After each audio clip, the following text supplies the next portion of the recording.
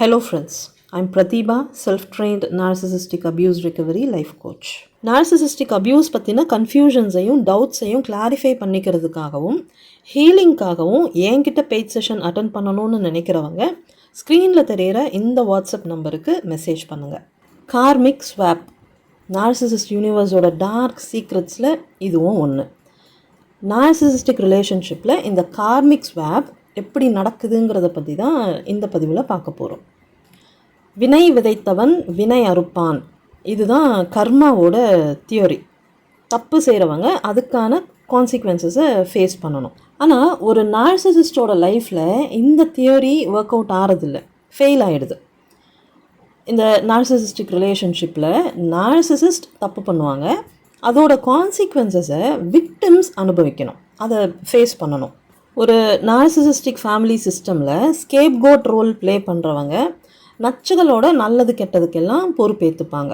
நச்சுகளோட unhealthy பிஹேவியர்னால் ஃபேமிலியில் உருவாகிற ப்ராப்ளம்ஸை எல்லாம் சரி பண்ணுறது விக்டிம்ஸோட டியூட்டியாக இருக்கும்.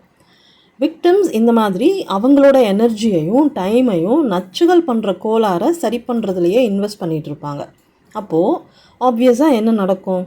விக்டிம்ஸோட லைஃப்பில் நடக்க வேண்டிய நல்ல விஷயங்கள் டிலே ஆகிட்டே இருக்கும். நச்சுகள் விக்டிம்ஸை ஷீல்டாக யூஸ் பண்ணிவிட்டு அவங்களோட கர்மாலேருந்து எஸ்கேப் ஆகிடுவாங்க. இதுதான் இந்த நார்சிசிஸ்டிக் ரிலேஷன்ஷிப்பில் நடக்கிற கார்மிக் ஸ்வாப்போட கான்செப்ட். இந்த கார்மிக் ஸ்வாப் எப்படி பாசிபிள் ஆகுதுன்னு பார்த்தீங்கன்னா, நச்சுகளோட டாக்ஸிக் பிஹேவியருக்கான கான்சிக்வன்சஸை விக்டிம்ஸ் உங்களோட தலைமையில் எடுத்து போட்டுப்பீங்க. நச்சுகள் செய்கிற தப்புலேருந்து தொடர்ந்து அவங்கள காப்பாற்றிக்கிட்டே இருப்பீங்க. அவங்களோட பிரச்சனைக்கும் உங்களுக்கும் சம்மந்தம் இல்லைன்னு உங்களால் வேடிக்கை பார்த்துக்கிட்டு சும்மா இருக்க முடியாது. ஏன்னா அந்த பிரச்சனையை சால்வ் பண்ணாமல் விட்டால் அது பெருசாகி மொத்த ஃபேமிலிக்கும் பிரச்சனை ஆகிடும். டோட்டல் ஃபேமிலியும் இன்னும் பெரிய பிரச்சனையில் போய் மாட்டிக்க வேண்டியதாக இருக்கும். ஸோ அந்த பயத்தினாலேயே இவங்களால் உருவாகிற பிரச்சனைகள் எல்லாம் சால்வ் பண்ணிக்கிட்டே இருப்பீங்க. ஒரு ஸ்டேஜுக்கு மேலே பார்த்து பார்த்து வெறுத்து போய் இனிமேல் என்னால் ஹெல்ப் பண்ண முடியாது, நீ செஞ்ச தப்பை நீயே சரி பண்ணிக்கோன்னு சொல்லி நீங்கள் ஒதுங்கி நின்று கூட ட்ரை பண்ணி இருப்பீங்க. ஆனால் இந்த நச்சுகள் அப்போவும் எந்த எஃபர்ட்டும் போட மாட்டாங்க. அவங்களுக்கும் இதுக்கும் சம்மந்தம் இல்லைங்கிற மாதிரி அவங்க பாட்டுக்கு அசால்ட்டாக இருப்பாங்க. பார்த்து பார்த்து வேறு வழி இல்லாமல் நீங்களே மறுபடியும் இறங்கி அதை சால்வ் பண்ண வேண்டியதாக இருக்கும்.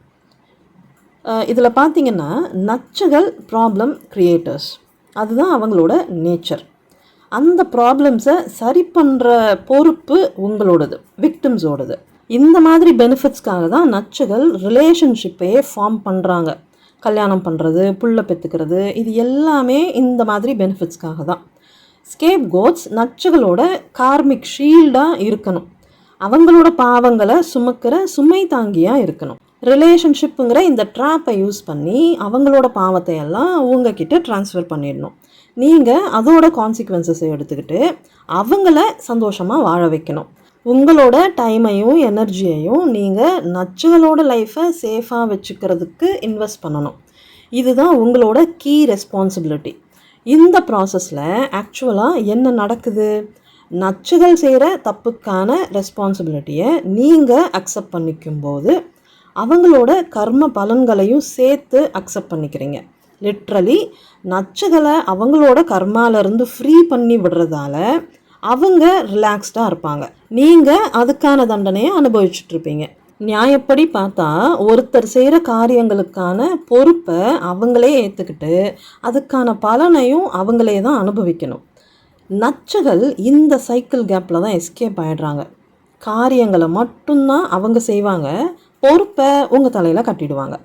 ஸோ பொறுப்பேற்றுக்கிட்ட நீங்கள் அதோட பலனையும் ஏற்றுக்கணும், தண்டனையும் அனுபவிக்கணும். அதே சமயத்தில் நீங்கள் செய்கிற நல்ல காரியங்களுக்கான பலனை அவங்க எடுத்துப்பாங்க. அதால் அவங்க லைஃப் பெட்டராகவும் நிம்மதியாக வாழ்ந்துக்கிட்டு இருப்பாங்க. நச்சுகளுக்கு சேர வேண்டிய கர்மாவை நீங்கள் தான் குறுக்கால புகுந்து தானமாக வாங்கிக்கிறீங்க. உங்கள் கர்மாவை அவங்களுக்கு தாரவாத்து கொடுத்துடுறீங்க. நார்சிசிஸ்டோட பாரத்தை நீங்கள் சுமக்கிறதுனால உங்களோட பாசிட்டிவ் எனர்ஜி குறையுது. அதால் ரொம்ப எக்ஸாஸ்டடாக ஃபீல் பண்ணுவீங்க. உங்களோட வாழ்க்கையை நீங்கள் வாழ முடியாமல் ஸ்டக்கான மாதிரி ஃபீல் பண்ணுவீங்க. உங்களோட லைஃப் கோல்ஸ் அப்படியே ஃபேட் ஆகிடும். உங்கள் லைஃப் நகராமல் ஒரே இடத்துல தேங்கி நிற்கும். எந்த இம்ப்ரூவ்மெண்ட்டும் க்ரோத்தும் இருக்காது. நச்சுகள் உங்களை பணயமாக வச்சு மேனிஃபெஸ்டேஷனையே மேனிப்புலேட் பண்ணுறாங்கன்னா பார்த்துக்கோங்க. நார்மலாக ஒரு ஃபேமிலின்னு வரும்போது அந்த ஃபேமிலியோட முன்னேற்றத்துக்கும் வளர்ச்சிக்கும் எல்லாரும் ஒத்துழைக்கணும். ஃபேமிலி மெம்பர்ஸ்க்கு இடையில் ஒரு மியூச்சுவல் அண்டர்ஸ்டாண்டிங்கும் மாரல் சப்போர்ட்டும் இருக்கணும். ஃபேமிலியோட ஓவரால் பீஸை மெயின்டைன் பண்ணுறதுல எல்லாருமே கவனமாக இருக்கணும். அந்த ஃபேமிலியில் இருக்கிற ஒவ்வொருத்தரோட நடவடிக்கையும் இன்னொருத்தரை பாதிக்கும் அப்படிங்கிற அக்கறையும் பொறுப்புணர்வும் ஒவ்வொரு தனி நபருக்கும் இருக்கணும். ஆனால் நார்சிசிஸ்டிக் ஃபேமிலி சிஸ்டமில் இதுக்கெல்லாம் சான்ஸே கிடையாது. நச்சுகளுக்கு ஃபேமிலி மெம்பர்ஸோட நலன் மேலே எந்த ஒரு அக்கறையும் பொறுப்புணர்வும் இருக்காது. ஸோ அவங்களோட டிஸ்ஃபங்க்ஷன் அவங்க கூட கனெக்ட் ஆகி இருக்கிற ஃபேமிலி மெம்பர்ஸோட நலனையும் பாதிக்கும். நார்சிசிஸ்ட் கூட இருக்கிற வரைக்கும் இந்த பாதிப்புலேருந்து யாராலையும் தப்பிக்கவே முடியாது. இண்டிவிஜுவலாக உங்கள் லைஃப் நல்லா இருக்கணும்னு நீங்கள் நினச்சிங்கன்னா நச்சுகளோட நெகட்டிவ் பிஹேவியர்ஸ்க்கு நீங்கள் பொறுப்பில்லை அப்படிங்கிறத புரிஞ்சுக்கணும். நீங்கள் அவங்களோட கார்மிக் ஷீல்டாக இருக்க வேண்டிய அவசியம் இல்லைங்கிறதையும் புரிஞ்சுக்கணும். இந்த ரியாலிட்டியை நீங்கள் அக்செப்ட் பண்ணிவிட்டு நச்சுகள்கிட்டேருந்து விலகி போய் உங்களை ஹீல் பண்ணிவிட்டு ஒரு ஃப்ரெஷ் லைஃப்பை நீங்கள் ஸ்டார்ட் பண்ணும்போது நீங்கள் இழந்த நிம்மதியை திரும்பவும் மீட்டெடுக்க முடியும். இழந்த வாய்ப்புகள் மறுபடியும் உங்களை தேடி வரும். அழகான லைஃப்பை உங்களால் ரீபில்ட் பண்ண முடியும். இது ரொம்ப கஷ்டமான சாய்ஸாக தோணலாம். ஃபினான்ஷியல் டிபெண்டன்சி, குழந்தைகளோட ஃப்யூச்சர், சொசைட்டி, சேஃப்டின்னு ஏதோ ஒரு காரணத்துக்காக நார்சிசிஸ்ட் கூட வாழணும்னு முடிவு எடுக்கும்போது அவங்களோட கர்மாவை நீங்கள் அனுபவிச்சே ஆகணும். உங்கள் ஃப்யூச்சரை பலி கொடுத்து தான் நீங்கள் அவங்க கூட சர்வைவ் பண்ண முடியும். குழந்தைங்களுக்காக வாழணும்னு யோசிச்சிங்கன்னா உங்கள் குழந்தைகளோட ஃப்யூச்சரையும் நீங்கள் சேர்த்து பலி கொடுக்குறீங்கன்னு அர்த்தம்.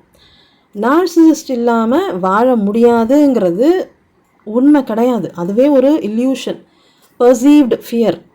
நார்சிசிஸ்ட் கூட இருக்கிற வரைக்கும் வாழவே முடியாதுங்கிறது தான் ரியாலிட்டி.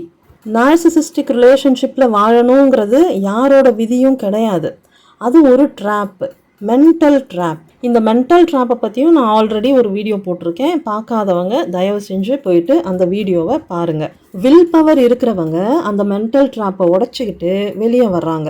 யாரோட சப்போர்ட்டும் இல்லாத சூழல்லையும் துணிஞ்சு டிசைட் பண்ணுறாங்க. அவங்களோட ஃபியரை ஃபேஸ் பண்ணுறதுக்கு ரெடி ஆகுறாங்க. வில் பவர் இல்லாதவங்க அவங்களுக்குள்ளே இருக்கிற அந்த ஃபியரை ஃபேஸ் பண்ணுறதுக்கான துணிவு இல்லாமல் அந்த மென்டல் ட்ராப்குள்ளேயே இருக்கணும்னு முடிவு பண்ணுறாங்க. நீங்கள் என்ன பண்ண போகிறீங்கிற முடிவை நீங்கள் தான் எடுக்கணும். நார்சிசிஸ்டோட கர்மாக்குள்ளே சிக்கிக்கிட்டு ஜஸ்ட் சர்வைவ் பண்ண போகிறீங்களா, அவங்க கர்மாலேருந்து வெளியே வந்துட்டு உங்களோட வாழ்க்கையை ரீபில்ட் பண்ண போகிறீங்களா? இந்த முடிவு உங்கள் கையில் தான் இருக்குது. வெளியே வந்து ரிஸ்க் எடுக்கிறதுக்கு பதிலாக நார்சிசிஸ்ட் கூட இருக்கிறது தான் சேஃப்னு நினைக்கிறவங்க ஆக்சுவலி அப்யூஸை கம்ஃபர்ட் ஜோனாக சூஸ் பண்ணுறீங்க. அந்த கம்ஃபர்ட் ஜோன் உங்களோட விதி கிடையாது, உங்களோட சாய்ஸ். உங்களோட இந்த தப்பான சாய்ஸ் உங்கள் பேட் கர்மாவாக மாறும். அந்த பேட் கர்மாவோட கான்சிக்வன்சஸை நீங்கள் தான் ஃபேஸ் பண்ணணும். What goes around comes around. மறுபடியும் சொல்கிறேன், நிகழ்காலத்தில் நீங்கள் செய்கிற விஷயங்களும் எடுக்கிற முடிவுகளும் உங்களோட கர்மாவாக மாறும். அது உங்களோட எதிர்காலத்தை தீர்மானிக்கும். அந்த வகையில் பார்க்கும்போது இந்த நார்சிசிஸ்டிக் ரிலேஷன்ஷிப்பில் கண்டினியூ பண்ணுறது மூலமாக ஒரு மோசமான ஃப்யூச்சரை நீங்கள் தான் டிசைட் பண்ணுறீங்க. ஸோ காலமோ கடவுளோ இல்லை யூனிவர்ஸோ உங்களோட கர்மாவை முடிவு பண்ணுறதில்ல. இது எல்லாமே நீங்கள் எடுக்கிற சாய்ஸ். உங்களோட சாய்ஸ் மூலமாக நீங்கள் தான் கர்மாவை ஸ்வாப் பண்ணிக்கிறீங்க. இந்த நச்சுகளை காலம் தண்டிக்கணும்னு நினச்சாலும் அதோட கடமையை செய்ய விடாமல் குறுக்க இந்த கௌசிக்கு வந்தான்னு நீங்களாக போய் நின்னா காலத்தால் தான் என்ன பண்ண முடியும்? நார்சிசிஸ்ட் உங்களுக்கு டஃப் கொடுத்தா நீங்கள் காலத்துக்கே டஃப் கொடுக்குறீங்க. மறுபடியும் சொல்கிறேன், நிகழ்காலத்தில் நீங்கள் செய்கிற விஷயங்களும் எடுக்கிற முடிவுகளும் உங்களோட கர்மாவாக மாறும். அது உங்களோட எதிர்காலத்தை தீர்மானிக்கும். நார்சிசிஸ்டோட வாழணும்னு நீங்கள் முடிவெடுக்கும்போது அவங்களோட கர்மாவை நீங்கள் ஸ்வாப் பண்ணிக்கிறீங்க. நார்சிசிஸ்டிக் ரிலேஷன்ஷிப்பில் கார்மிக் ஸ்வாப் இப்படி தான் ஒர்க் அவுட் ஆகுது. நச்சுகள் பேட் லக்கோட ரெப்ரசன்டேட்டிவ்ஸ், தரித்திரம் பிடிச்சவங்க. யாராச்சும் தரித்திரத்தோடு வாழணும்னு முடிவு எடுப்பாங்களா? யோசித்து டிசைட் பண்ணுங்கள். ஸ்பெசிஃபிக்காக உங்களோட இஷ்யூஸ்க்காக என்கிட்ட பெய்ட் செஷன் அட்டன் பண்ணணும்னு நினைக்கிறவங்க ஸ்க்ரீனில் தெரிகிற இந்த வாட்ஸ்அப் நம்பருக்கு மெசேஜ் பண்ணுங்கள். பத்திரமா இருங்க, பாதுகாப்பாக இருங்க, சந்தோஷமாக இருங்க. Bye friends.